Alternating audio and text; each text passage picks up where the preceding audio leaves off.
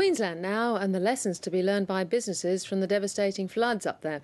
Hundreds, large and small, were hit, losing stock, fittings and in some cases entire buildings. Those that have survived are on a long path to rebuilding, some faster than others. Here's Emily Stewart. Norris Lewis thought his Brisbane business had escaped the worst of January's floods. But a sharp turn by joyriders in a powerboat sent a piece of floating timber through the front window. That caused the window to totally collapse and the water to enter very quickly to about 1.5 metres high throughout the tenancy. We were very disappointed with that. The floodwaters damaged stock, fittings and machinery at the Rosalie Gourmet Market, yet the business was only closed for 11 days. The total damage bill was just under $100,000, but Mr Lewis says it would have been around $500,000 if he hadn't had a detailed flood plan. He says all businesses should have a natural disaster plan.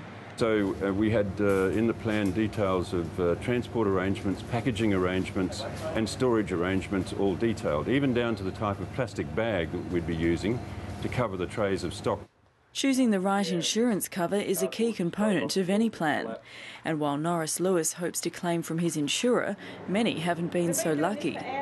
About 91% of these businesses are small and medium-sized businesses, and traditionally they tend to be underinsured, so that's certainly one of the main challenges they are confronting in the short to medium term. A business plan should also include how to deal with cash flow problems arising from no income, yet plenty of expenses as the rebuilding process begins.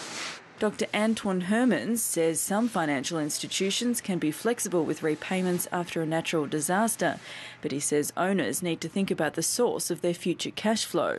The first thing they really need to do is to ensure that their customers understand where they're at the present time and contact their customers as well. As well as cash flow, business owners need to address their biggest expense when rebuilding, staff costs.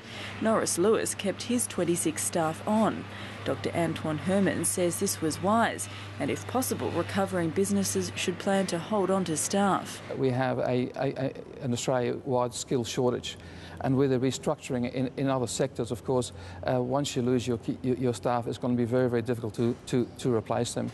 The final step in a recovery plan should look at marketing to re-engage old customers and bring in new ones. When we reopen, we'll put signs on street corners to send an email out to people to advise them, to get balloons out and things like that, just to make the attention to the fact that we'd been reopened. Meanwhile, Dr. Hermens says large enterprises should give a helping hand.